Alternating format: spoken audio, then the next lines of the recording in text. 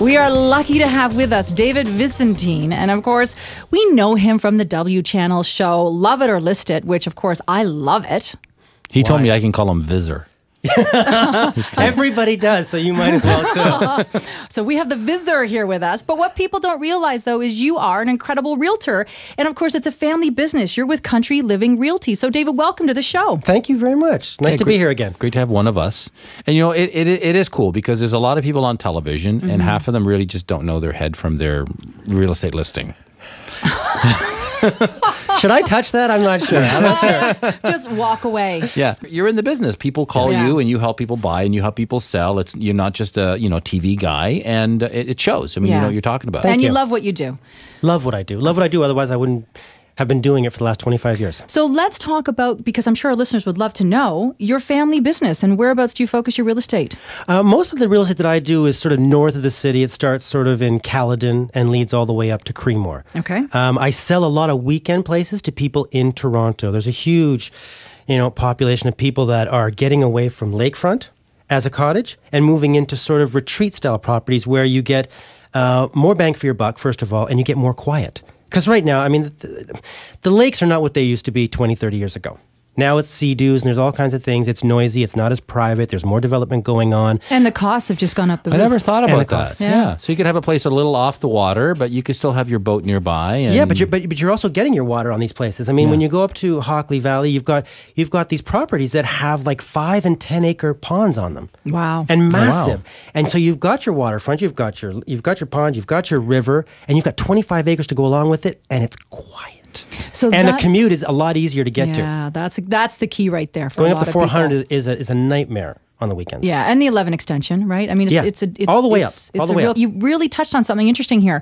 So from your personal, business experience, real estate, that's what's going on is you're noticing that it's not so much about the waterfront, but more about finding that piece of paradise. And it can come in different shapes and forms. And peace of quiet is a key thing for a lot of people that are working in the hustle bus of the city. That's exactly it. But that more bang for the buck is what really interests me. So when you're talking about something compared to being on the water, how will that differ price range?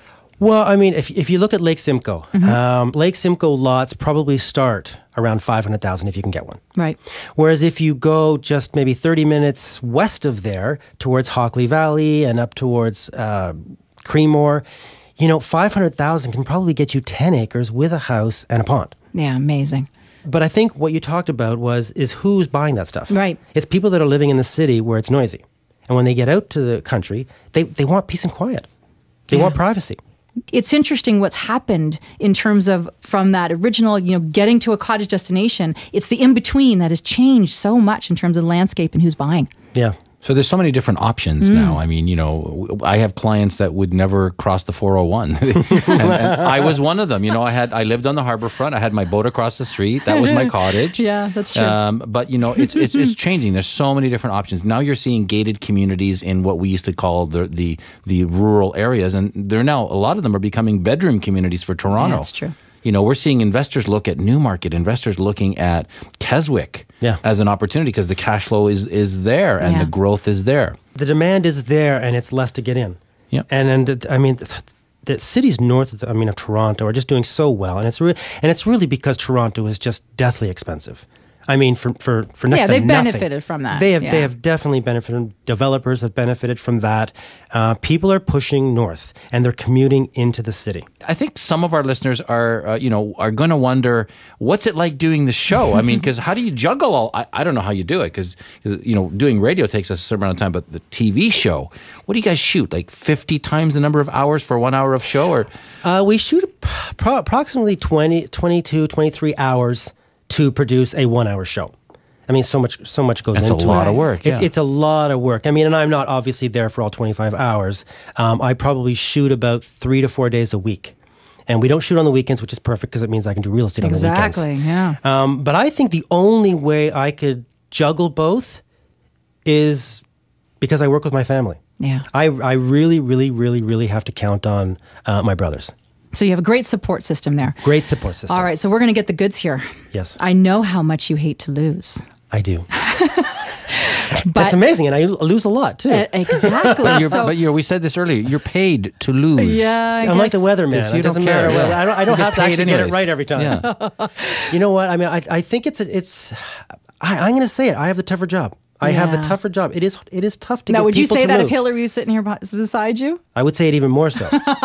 I would say it over and over and over again into Just her because, ear. yeah. Just because I could. But you have a martini every single time at the end, right? Yes, we do. I like and I'm either that. buying it or it's getting paid for. Yeah. As a realtor, it's tough to get people to move. People don't, Yeah. especially when they walk in and they see the reveal and their house just looks fantastic. They almost forget about everything else in their house that still doesn't work, that wasn't done. Yeah. It just takes it all away, and they forget about everything that you've done and They showed forget them that about was it. impressive. Yeah. And especially with the couples, I guess, because you always have one partner that wants to move less than the other partner, and they'll twist the arm, right? Yes. You look like you have so much fun.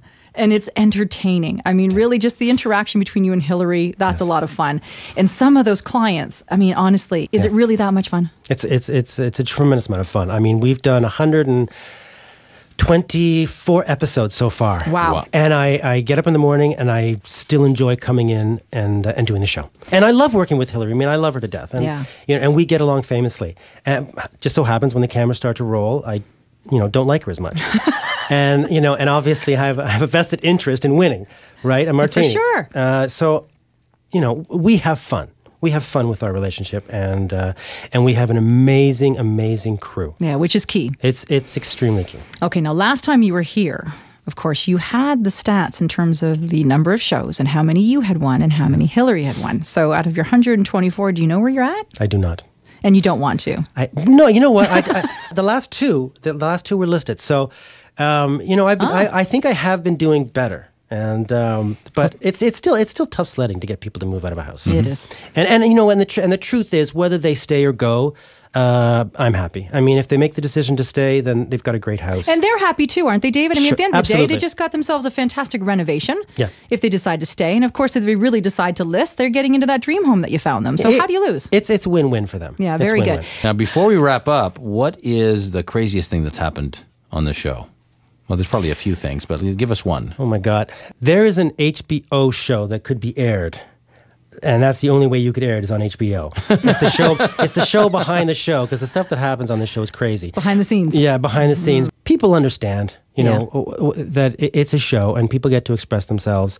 And once the renovation is done and people decide whether they're going to love it or list it, I mean, it's all good. We have to give credit to the people that you actually get on the show that get to participate, because it's good TV. Yeah, and I mean, look, they're not going to cast people who are not going to talk. They want people who have Absolutely. characters. They want characters on the show. Otherwise, it'll be boring. Pleasure having you as always. And of course, pleasure to be here. we know how busy your schedule is, but you always make time for us, and we very much appreciate it. It's a pleasure. Yeah, great It's a having pleasure. you, pal. Thank you.